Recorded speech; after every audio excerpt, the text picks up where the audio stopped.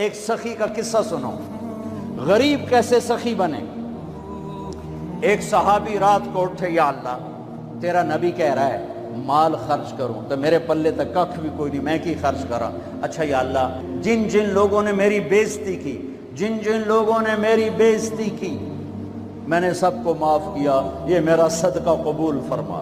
ٹھیک ہے، صبح فجر کی نماز آپ نے سلام پھیرا، بھائی رات کو صدقہ کس نے کیا ہے؟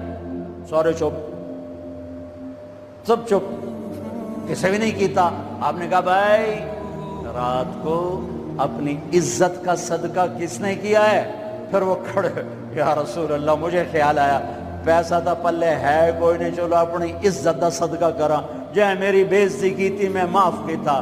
میرے نبی نے کہا تیرا صدقہ قبول ہو گیا ہے۔